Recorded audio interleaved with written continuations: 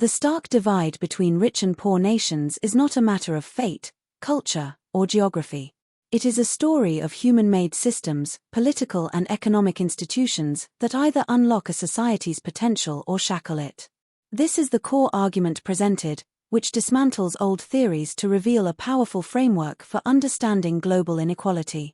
The journey of nations is decided at critical historical forks, where choices solidify into enduring structures that shape destinies for centuries.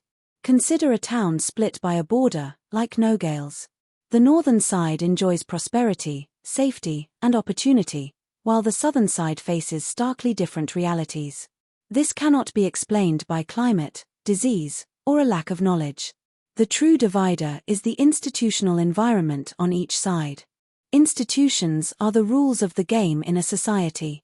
Inclusive economic institutions secure private property, uphold law and order, and create a level playing field for innovation and investment. They allow people to pursue their ambitions with the confidence that they will reap the rewards. In contrast, extractive economic institutions are designed to siphon wealth and resources from the many for the benefit of a narrow elite.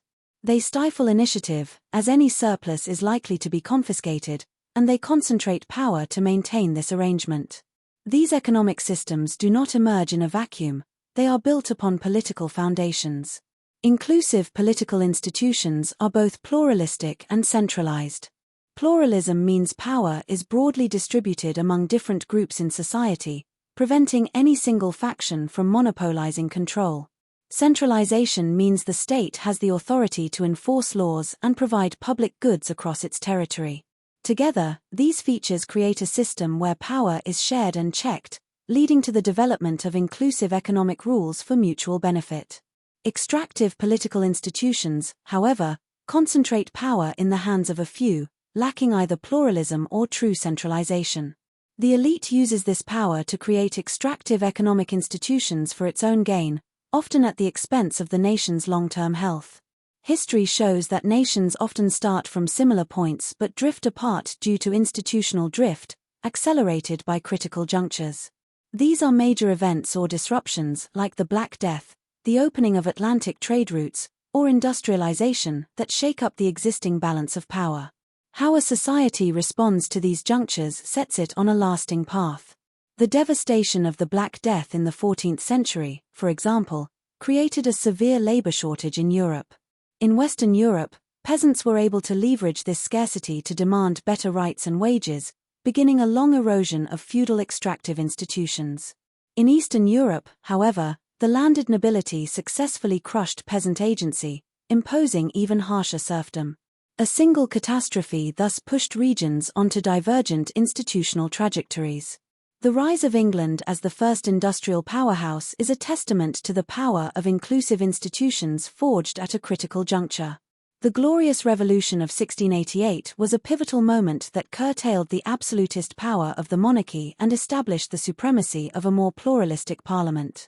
This political shift led directly to inclusive economic innovations, the strengthening of property rights, the creation of a central bank to provide credit, and tax reforms that encouraged manufacturing and infrastructure investment. These institutions gave entrepreneurs the security and tools to experiment and invest, unleashing the technological revolution that would transform the world.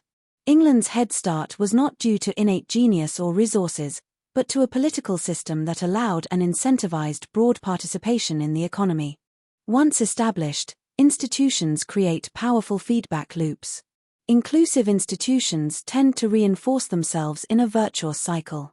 Broad-based prosperity fosters a more educated citizenry and a stronger civil society, which demands further political accountability and economic openness. Extractive institutions, however, spawn vicious cycles.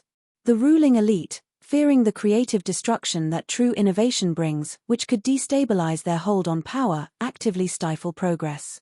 They may permit limited economic growth, as seen in the Soviet Union's early decades or in some modern authoritarian states, but this growth is inherently limited and unsustainable.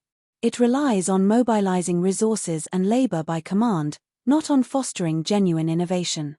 Eventually, it hits a ceiling or collapses, as the system cannot tolerate the independent centers of power and thought that sustained innovation requires. Breaking free from the grip of extractive institutions is profoundly difficult, but history shows it is not impossible.